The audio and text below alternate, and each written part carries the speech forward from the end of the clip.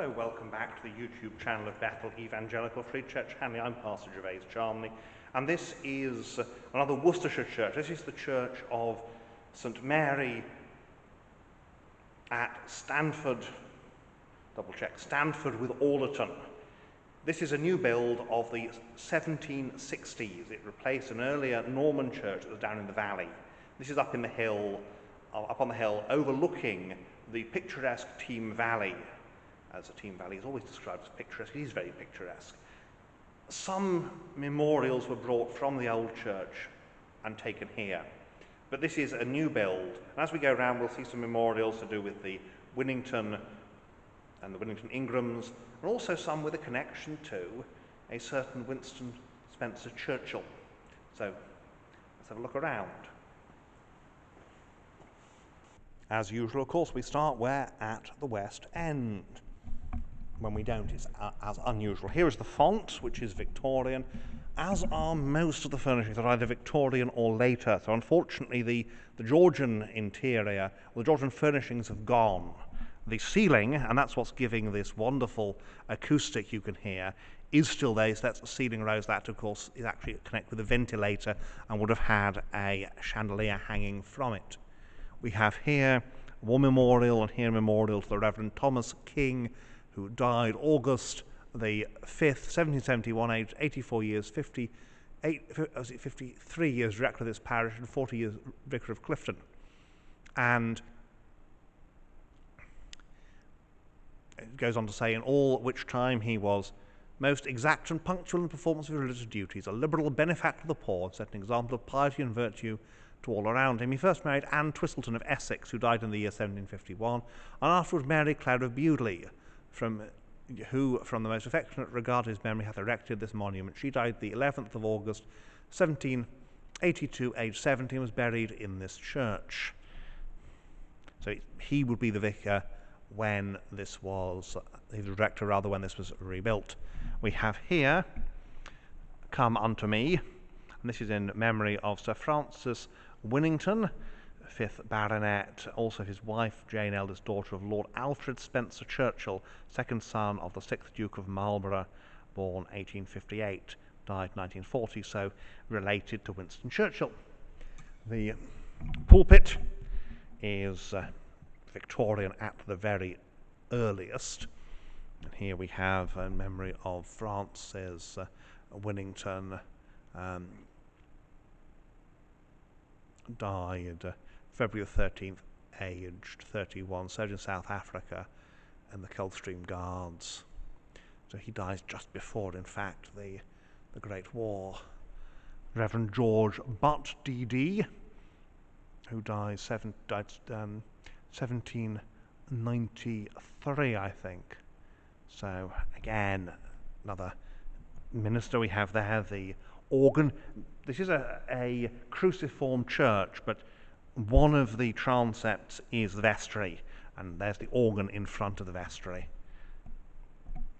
The chancel, electric lights here are activated by a key, so I can't turn them on, so you get a bit gloom here.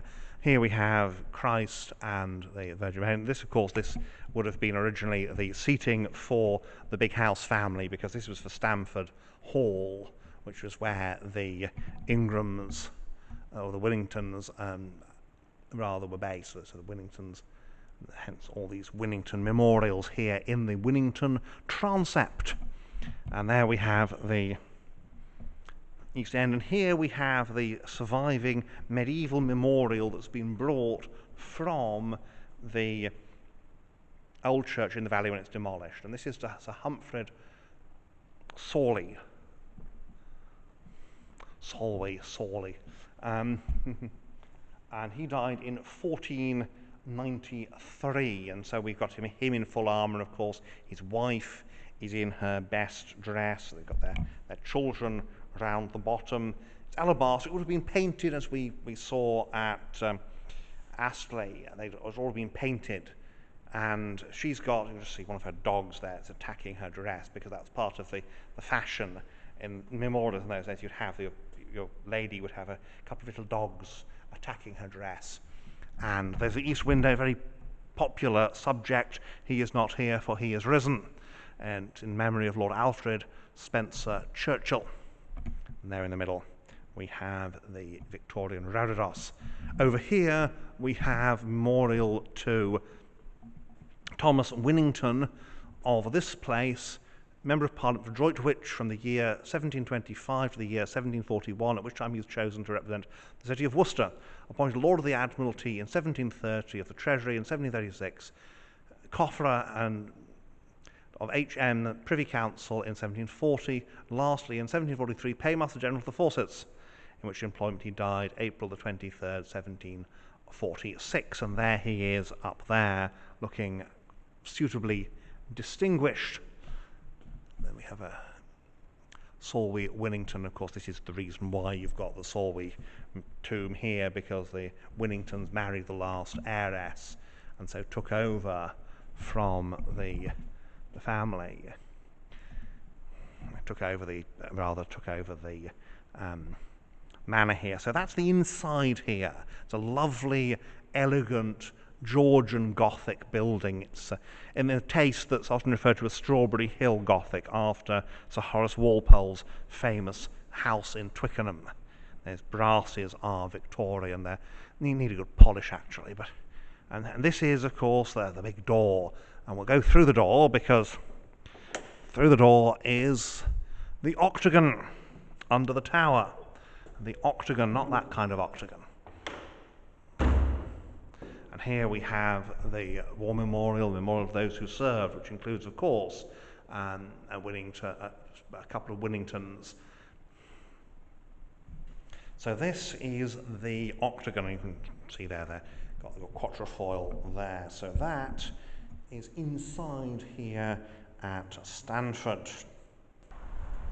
And so here we are outside at Stanford. Stanford, I said, was built on the hill, replacing the old church down in the valley by the River Teme. One of the disadvantages of a church in the valley by the River Teme is that it was on the floodplain, and of course floodplain equals flooding.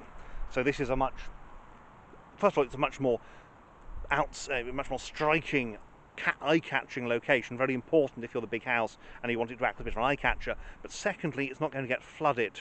There's not going to be that risk that there was when it was down by the river. So we'll have a look around the outside and again point out the salient features of this very interesting 18th century Gothic church. As I said, it's Gothic, but the sort of spelled with the K on the end. The Strawberry Hill type. It's picturesque rather than being an attempt to recreate anything medieval. The Victorians were very sniffy about them. I think that's rather fun. You can just see on the horizon here and there that there's a tower sticking up. That is Aberley Hall. Remember, the church at Aberley? Well, they're just over there. And you can see here the valley down there, lumpy, bumpy bits, and at the bottom, where those trees are in the bottom, that is where the River Teme flows, and it was down there that the old church with its rectory was. But of course, the rectory was rebuilt when and then you can just see there's the big house. But the rectory was rebuilt nearer the new church, again in obviously a much more convenient location. That's what convenient location for the church. And so there's the big house, and there is where the big house family would have gone into their private chapel, which would actually have been a pew, of course. And here, these are the Winnington memorials. The Winningtons buried by their family pew where they would have worshipped. But sheep, where sheep may safely graze. And again over there on the horizon, on the hill there, that is Aberley Hall. You can't go all the way around the outside because of the field here, but you can see down there, that's the old school, now the village hall. You can just hopefully see over there, there's some oast houses, and that's Stanford-on-Teme. Now Stanford-on-Teme is just over there, where you can see those pointy bits, well hopefully you can see those pointy bits that represent oast houses. And we've just come from there, and there's Aberley, and the picturesque Teme Valley. This is, of course, you can see grow wheat there, and then this more marginal land is used for sheep. There's not a lot of visible cider-related cultivation here. Actually, you can just see some oasts. So, or rather, I can see some hop poles down in the valley there. So yes, there's hops, and there must be some orchards, cider orchards around here as well. So that is, again, there's the the Winnington tombs. I'm still thinking back to Ribersford, which will be several weeks ago for you, but is just this morning for me. And of course, the Winningtons and the Winnington Ingrams are related families. So, Christmas Tree Festival, they have one of those, and no complaints about Christmas trees in the comments, please. I reserve those for the video about Alexander Hislop. That's where all those comments should go. Here we go on the north side now, although I'm not sure that it's actually oriented north-south, because in the 18th century it's kind of, well, why do we need to be oriented north-south? Why can't we just orient it the way that seems most convenient to us at the time, which seems to me to be an eminently sensible approach. It doesn't need to be literally north-south. You just call the end where the tower is the west end, and not north-south, east-west. It can be north-south if you like, because just call the end with the tower the east end, or the west end, and the other end the east end, and that's fine.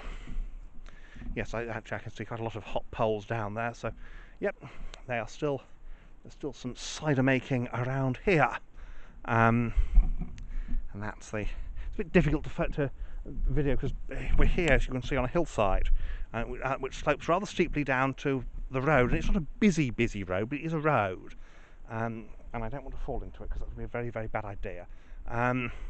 So, well, that is St Mary's, Stanford, and it's now with Alderton, of course, because Alderton doesn't have a church. So this is the parish church for Alderton. It's in Stanford. And so here we have it. Here you have it, St Mary's, Stanford. It's very rare to find a 1760s church that hasn't been massively altered on the outside. Now, it has been altered on the inside, but you still get a feel of what it's like as this blending, if you will, of Gothic and neoclassical.